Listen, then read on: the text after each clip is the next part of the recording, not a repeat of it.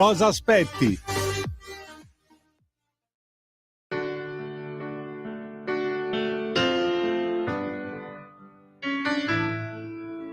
Va ora in onda Liberamente, variazioni e scorribande con Giovanni Sallusti.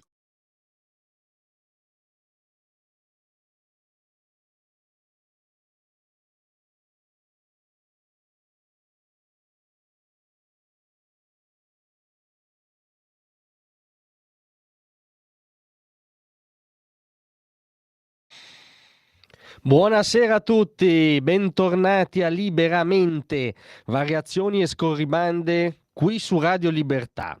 Allora, domani 18 gennaio sarà ufficialmente il sabato catto comunista. Voi sapete che sotto il regime c'era tragicamente il sabato fascista, che era appunto dedicato a iniziative culturali, professionali, a eventi che propagassero la retorica di regime. Domani, molto più prosaicamente, ma in modo anche prosaicamente inquietante, è ufficialmente il sabato catto comunista, perché è il sabato in cui si tengono non una, ma ben due adunate di tutto quel bel tra molte parentesi, mondo, quell'establishment che viene appunto dalla, diciamo, cultura cattolica, post-cattolica, centrista, moderata, strabica, che ha sempre guardato a sinistra, ha fatto la stampella della sinistra, a volte addirittura dato le carte nel campo della sinistra, che si sta agitando molto, no? È una nube che si sta addensando anzitutto sulla leadership di Elly Schlein, che visto che stanno iniziando a muoversi questi, possiamo dirvi tranquillamente, non sarà la candidata a Presidente del Consiglio del centro-sinistra, ma si sta addensando, ahimè, anche sul paese, perché non è, come dire, non è che questa compagnia di giro evochi precedenti confortanti.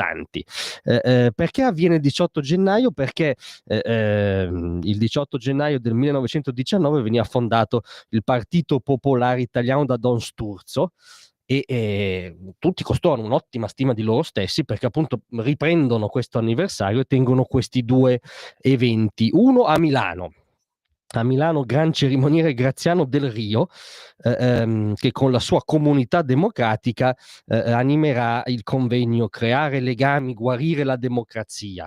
La premessa è che la democrazia oggi sia malata, perché governa la parte politica che ha vinto le elezioni, che però ha l'insopportabile difetto di essere il centrodestra. Ma essere interessante è la platea.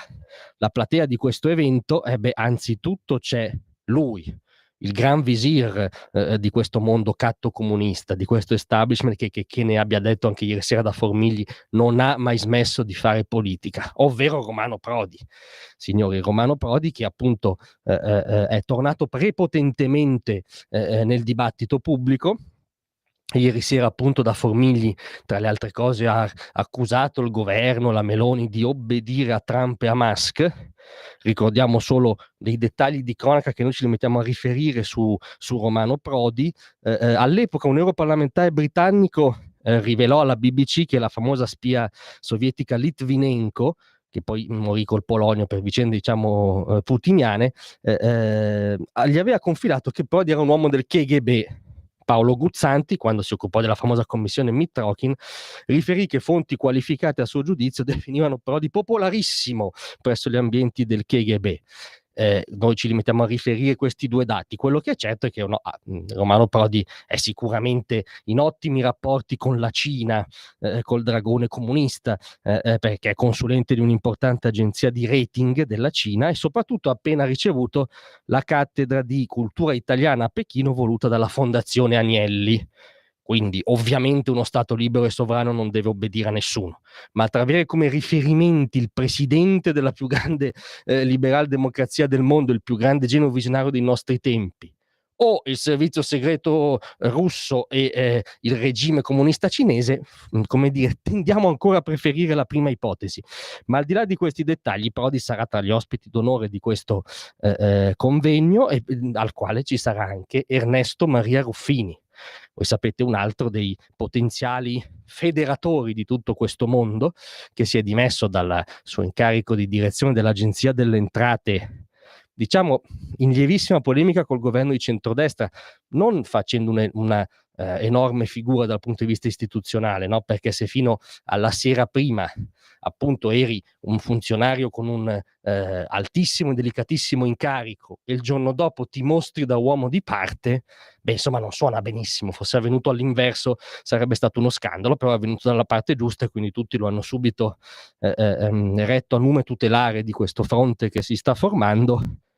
Crediamo non sia accattivantissimo presso gli elettori, uno che disse tra le altre cose il termine fisco amico non mi piace, e ce ne siamo accorti che non gli piaceva, e su questo è stato assolutamente coerente, ma insomma sarà uno degli ospiti appunto di questa puntata milanese.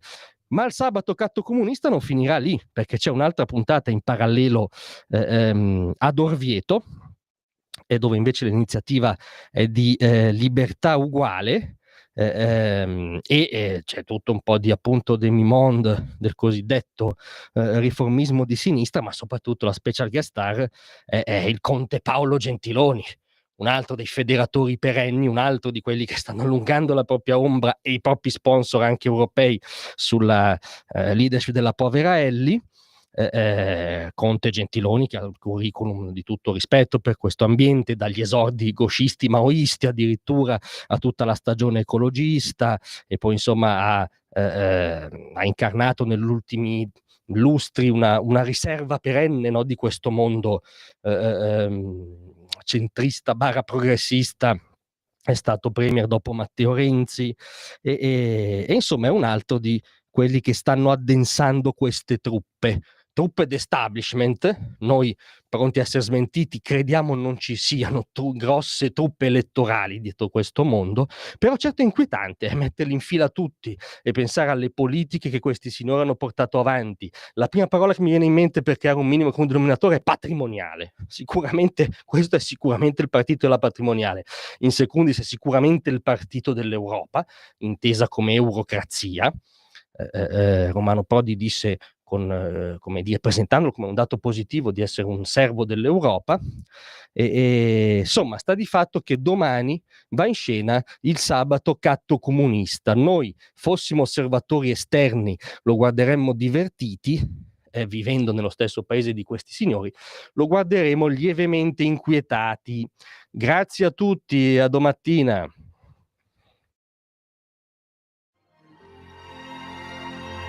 Tra un manifesto e lo specchio